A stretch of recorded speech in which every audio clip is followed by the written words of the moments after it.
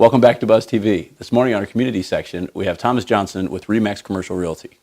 Good morning. Good morning. How you doing? I'm good. We're not here to talk about your business. No, sir. We are here to talk about something that you guys are doing on a very real event that we have happening about an hour north of us, the West Mims Fire. Yes, sir. So tell us a little bit about why we're talking about that this morning. The West Mims Fire right now is about 152,000 acres. You got almost 1,000 crew members, a little 970 some last time we looked. You got people from California, from Puerto Rico, everything coming up to help fight the fire.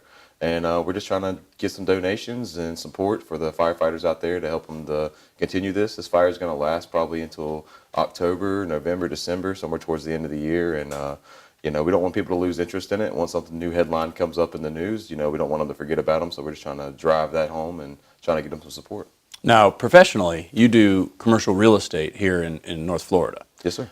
And this is something that you're doing completely on a volunteer basis to help support firefighters that are fighting what is one of the largest wildfires in quite some time. Is that correct? Correct. So this show's all about what we do to give back to the community, and it's clearly evident what you're doing. What's motivated you to kind of attach yourself to this event?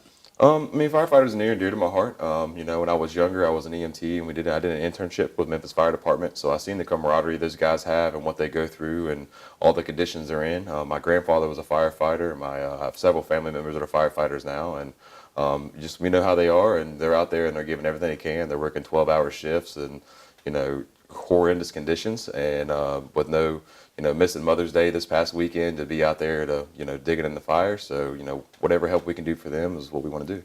What kind of things do they need? I mean, water, obviously, but I mean, there's a litany of things. We've partnered with the Salvation Army, and the Salvation Army has really called us about every couple of days and give us the new update of what they need and the supplies they need. Actually, waters and snacks they've had an abundant support of. So many people came out and helped already. Right now, what they're really looking for is monetary donations, or if you can't do that, canned goods, things to do for meal prep. That's really what they're looking for. The Salvation Army has partnered with St. George's Church of God, and they are made at a reception hall, and they're feeding all the firefighters through the day. They're feeding 3 meals a day, and they're feeding 350 people per meal. So they're feeding a little over 1,000 people every day, 1,000 meals every day.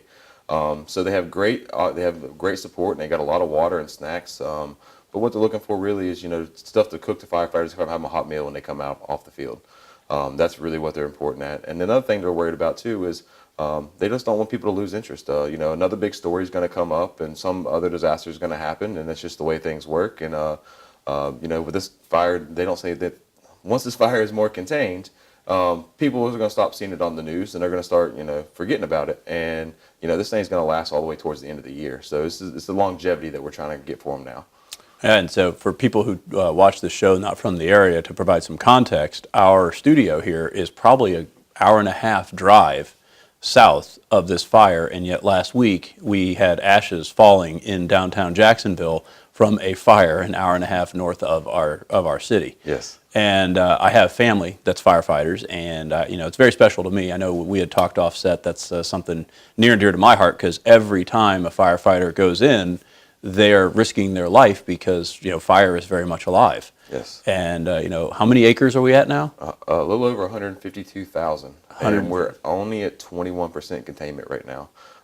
So we've still got a long way to go. So if companies want to be able to participate in donation, whether it's monetary goods, or goods, services, how do they reach you? What's the best way to get a hold of? Well, there's several different ways. This isn't about us. So we've tried to partner with them to make things easier. You can reach the Salvation Army directly. We've got some phone numbers that we can put up. They can see. You can go directly to the Salvation Army online. I've got an address that we can send it to in Georgia for the Salvation Army. You can also we've made a quick link on our personal website at www.nfcgjax.com. It's a quick right there. All you do is click it, and you can pick what you want. It's super easy. So just trying to make it easy as possible and give people as many routes as they can to help out. Well, in effort to do that, the producers of this show have made an offer every time that this interview is shared. they're going to make a donation on behalf of you in order to help that relief, because giving back to community is huge, right? And so you're taking time out of your busy schedule, running a small business. I run a small business. It's a constant struggle, and the fact that you're doing that, it really is meaningful. And so we want to make sure that we're able to put up as well. Awesome. We greatly appreciate it. Hey, it's no problem. I really appreciate what you're doing, and thank you for joining us this morning. All right, thank you. Guys, thanks for joining us on Buzz TV. If you like us, share us, and remember, live with gratitude.